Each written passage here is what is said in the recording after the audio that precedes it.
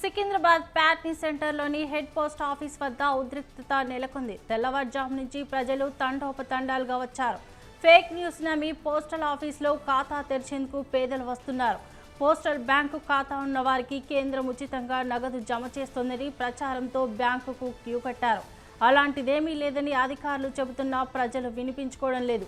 వాస్తవాలు తెలుసుకోకుండా ప్రతిరోజు వేలాదిగా కొత్త ఖాతాలు ఓపెన్ చేస్తున్నట్లు సమాచారం.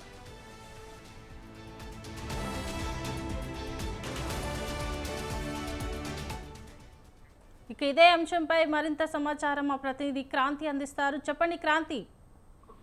రైట్ శోభ, అయితే ఈ రోజు చూసుకున్నట్లయితే హైదరాబాద్ ప్యాట్నీ సెంటర్ వద్ద మాత్రం కొంత ఉద్రిక్త వాతావరణం నెలకొందని కూడా చెప్పుకోవచ్చు. అయితే సోషల్ మీడియాలో ఏదైతే నిన్నటి నుంచి అంటే గత 2 రోజుల నుంచి ఏదైతే సోషల్ మీడియాలో వైరల్ అవుతున్న పేదరిక ఏదైతే జీరో అకౌంట్ బ్యాంకులు మాత్రం కేంద్రం డబ్బేస్తున్న అన్న విషయం చాలా వైరల్ గా మారిందనేది తెలుసుకోవచ్చు. అయితే దాంట్లో ఈ అక్కడ ఉన్న లోకల్ వాళ్ళు కావచ్చు అంతా ఈ రోజు ఉదయం నుంచి మాత్రం భారీగా అక్కడ పోస్ట్ ఆఫీస్ వద్దకి పబ్లిక్ అనేది చేరుకోవడం జరుగుతుంది. అయితే ఒక్కసారిగా పోస్ట్ ఆఫీస్ కి సంబంధించిన అధికారులు మాత్రం అలాంటి వార్తను అబద్ధం అని నిర్ధారించిన తర్వాత, ఎందుకంటే ఇప్పుడు చూసుకున్నట్లయితే గతంలో 4 సంవత్సరాల కింద కూడా ఇలాంటి వార్త ఒకసారి సోషల్ మీడియాలో వైరల్ గా మారడం జరిగింది. ఆసారి కూడా ఇదే విధానంగా పబ్లిక్ మాత్రం భారీ ఎత్తున మాత్రం పోస్ట్ ఆఫీస్ ఎదురుగా చేరుకోవడం జరిగింది. అయితే మళ్ళీ ఇదే పరిస్థితి ఎదుర్కోవడంతో మాత్రం పోలీసులకు కూడా సమాచారం ఇవ్వడం జరిగింది. అయితే ఈ సోషల్ మీడియాలో